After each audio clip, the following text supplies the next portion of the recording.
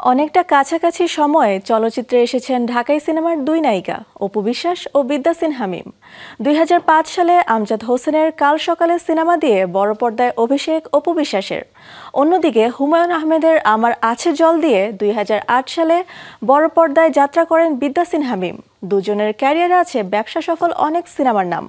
বিরতি কাটিয়ে আবার সিনেমা নিয়ে ফিরছেন তারা। অন্যদিকে প্রায় ৬ বছর পর বড় পর্দায় আসছেন ছোট পর্দার তানিয়া বৃষ্টি। অপু বিশ্বাসকে শেষবার পর্দায় দেখা গিয়েছে তার প্রযোজনা প্রতিষ্ঠান থেকে নির্মিত লাল শাড়িতে। ২০২২ সালের শেষ দিকে হয়েছিল শুটিং। পরিচালনা করেছিলেন বন্ধন বিশ্বাস। একই পরিচালকের সাথে ফিরছেন এই অভিনেত্রী। সিনেমার নাম সিক্রেট। অপু বিশ্বাসের সাথে জুটি বাঁধবেন আদর আজাদ। এটি হতে যাচ্ছে এই জুটির প্রথম সিনেমা। ডিসেম্বরেই শুরু হবে শুটিং। শোনা যাচ্ছে সিক্রেট ছাড়াও আরও একটি সিনেমায় যুক্ত হয়েছেন অপু বিশ্বাস। সেখানেও তার সঙ্গে থাকবেন আদর আজাদ। এদিকে গত মাসের শেষ দিকে নতুনভাবে ফেরার ইঙ্গিত দিয়েছেন বিদ্যা সিনহা মিম।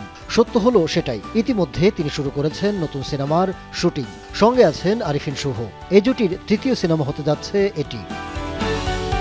অ্যাকশন ঘরানার নতুন সিনেমাটি পরিচালনা করছেন সাইফ চন্দন। আগামী রোজার ঈদে মুক্তি পাবে সিনেমাটি। এছাড়া নতুন বছর ওটিটিতে দেখা যাবে মিমকে। ইতিমধ্যেই শেষ করেছেন একটি ওয়েব সিরিজের শুটিং।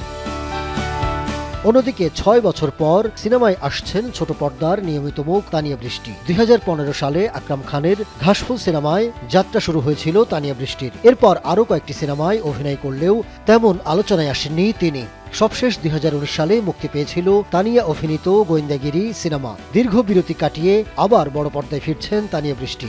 তাকে দেখা যাবে রায়হান খানের ট্রাইব্যুনাল সিনেমায়। ইতিমধ্যে শেষ হয়েছে সিনেমাটির shooting. Ahmed Tauquir, showbiz tonight.